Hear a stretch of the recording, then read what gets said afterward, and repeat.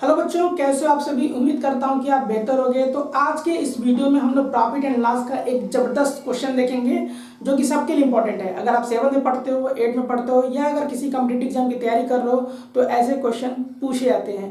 Question को लगाने का तरीका क्या है, चलिए हम लोग देखते हैं कि इन्फॉर्मेशन में क्या दिया गया हुआ है।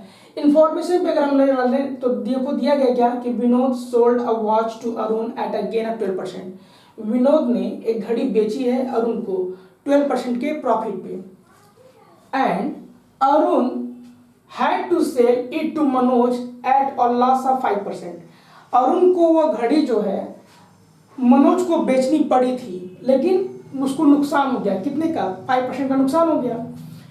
If Manoj paid for RS 3990, अगर मान लो मनोज ने उस घड़ी के लिए इतने का पेमेंट किया तो आपको यहाँ पे ये पता करना होगा क्या कि हाउ मच डिड विनोद पे फॉर वॉच, यानी विनोद ने जब घड़ी खरीदी होगी तो उस समय उसके लिए घड़ी की कीमत क्या रही होगी, ये आपको कैलकुलेट करना है।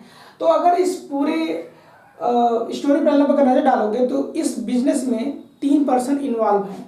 कौन कौन है? विनोद है,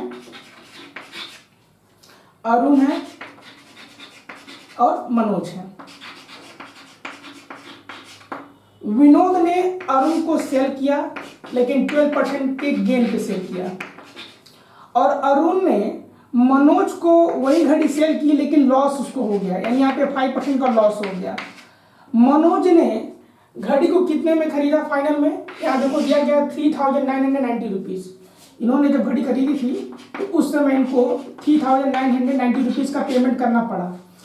तो अब आपको ये निकालना होगा कि भाई विनोद ने जब वो घड़ी खरीद रही है तो क्या कीमत उसकी रही होगी।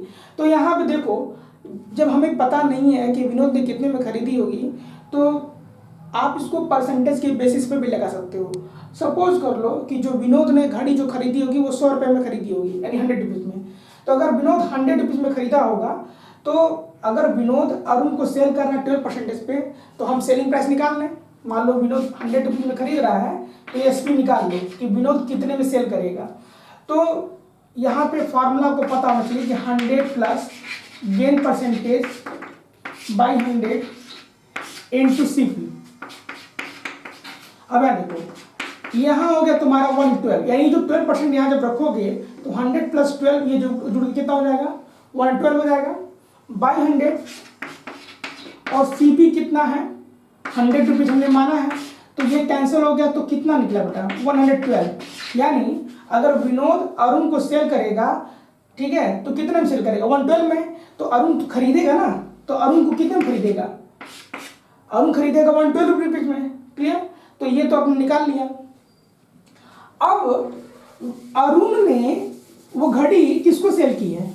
मनोज को सेल की है, लेकिन उसको लॉस हो गया। कितने का लॉस हुआ? 5% का लॉस हो रहा है। तो अब यहाँ पे हम सेलिंग प्राइस निकालेंगे जब अरुण मनोज को सेल करेगा। तो जब एसपी निकालोगे तो यहाँ पे फॉर्मूला अंदर क्या लगाओगे? 100 minus loss percentage by 100 into CP, क्योंकि जब लॉस होगा तो उस केस में आप प्लस का साइन तो लगाओगे नहीं। अब यहाँ पे देखो 5% का लॉस जब यहाँ रखोगे तो 100 माइनस 5 कितना हो जाएगा? 95 बाई 100। सीपी की वैल्यू कितनी? 112। क्लियर? तो रुपीज में निकालते हैं क्या आंसर आ रहा है। आप यहाँ पे देखो, इसको अगर मैं 5 से डिवाइड करूँ तो ये 20 हो गया, इसको 5 से डिवाइड करोगे तो 19 हो जाएगा। थोड़ा और छोटा कर लो तो 4 5 या 20 हो जाएगा, और 4 जो है इस 112 को डिवाइड करेंगे कितनी बार में? 28 टाइम्स में। क्लियर? 4 2 जा 8, क्लियर? 3 रिमाइंडर मिलेगा, और 3 2 32 और 4 32 में मिल जाएगा। यानी आपको ये मिलेगा कितना? 19 इंटू 28 बाई 5। क्लियर? यानी अगर अरुण मनोज को सेल कर रहा है तो मनोज कितना पेमेंट करेगा? मनोज पेमेंट करेगा ये, यहाँ पे मैं लिख दे रहा हूँ मैं 19 इंटू 28 बाई 5, यहाँ पे मैं लिख दे रहा हूँ मैं। अब हम लोग देखते हैं आखिरी पड़ाव। क्लियर? अब देखो, मान लो मनोज जो है खरीद कितने में रहा है? 19 इंटू 28 बाई 5 रुपीज में खरीद रहा है। तो उस समय विनोद के लिए घड़ी की कीमत क्या थी? उस समय विनोद के लिए जो घड़ी की जो कीमत थी वो तो केवल RS 100 रुपीज़ थी ना। अगर मान लो मनोज केवल सिर्फ 1 रुपये ही एक्सपेंड करे तो घड़ी की कीमत क्या होगी। तो इस केस में क्या होगा, देखो ये 5 जब हटाओगे ना तो इधर ऊपर मल्टीप्लाई में चला जाएगा, क्लियर। और ये बाकी के दो रिजल्ट जो दिख रहा है 1928 ये डिनोमिनेटर में आ जाएगा। तो अगर मनोज 1 रुपये में खरीदे रहा है तो विनोद उस समय उसके लिए कीमत ये रही होगी। अगर मान लो मनोज जो है 3990 रुपीज़ का अगर पेमेंट कर रहा है, मान लो 3990 रुपीज़ का पेमेंट कर रहा है, तब विनोद कितने में खरीदेगा, 100 into 5 90 into 28 मल्टीप्लाई बाई 3990। यहाँ पे हम लोग कर लेंगे, ठीक है ना। देखो जब एक का निकालना था तो आपने डिवाइड किया, और जब एक से अधिक का निकालना होगा तब क्या करोगे, मल्टीप्लाई कर लोगे। अब यहाँ पे थोड़ा हम लोग छोटा कर लें, क्लियर। तो अगर मान लो इसको हम लोग डिवाइड करें, मान लो मैं इसको डिवाइड कर रहा हूँ 4 से, तो ये 7 टाइम्स में डिवाइड हो गया, और ये हो गया डिवाइड कितनी बार में, 25 टाइम्स में, यानी 4 से 28 और 400 को डिवाइड करेगा 25 टाइम्स में। अब यहाँ पे देखो ये जो 3990 जो है ये 19 से डिवाइडेड है। अब ये चेक कर लो कि क्या आंसर आ रहा है। तो 3990 को जब तुम 19 से जब डिवाइड करोगे तो 19 2 जा 38 19, क्लियर, 19 1 जा 90, कैंसर, ये 0 ले लो, और यहाँ पे 19 का टेबल कितने पढ़ोगे, 0 टाइम्स पढ़ोगे, तो कितनी बार में डिवाइड होगा, 210 टाइम्स में। तो यहाँ पे हम कर देंगे 210। अब ये जो 210 जो है ये 7 से डिवाइड होगा, कितनी बार में बेटा, 30 टाइम्स में, क्लियर।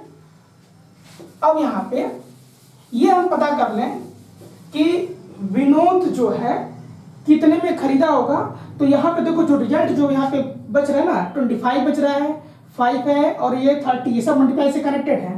तो यहाँ पे हम लोग निकाल लेते हैं 25 into 5 into 30, क्लियर।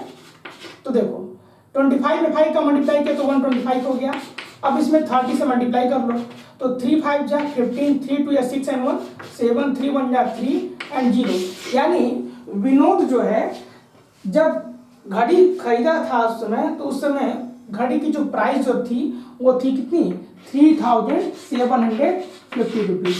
तो अगर आप इसकी पिछली वीडियो को नहीं देख पाए हो तो वीडियो के एंड में इसका प्लेलिस्ट में दे दूंगा। आप स्टार्टिंग से पूरे बेसिक लेवल से प्रॉफिट एंड लॉस के प्रॉब्लम्स को आप अच्छे तरीके से देख लीजिए। वीडियो के डिस्क्रिप्शन को भी खोल के जरूर देखिए, ऊपर आई बटन का एक सिंबल दिखाई देगा, वहाँ से भी आपको क्लास 8 से रिलेटेड तमाम तरह के प्लेलिस्ट के वीडियोस मिलेंगे। देखिए, फायदा उठाइए, बताइएगा कमेंट बॉक्स में कि वीडियो को कैसी लग रही है। मिलते हैं नेक्स्ट वीडियो में, तब तक के लिए जय हिंद जय भारत।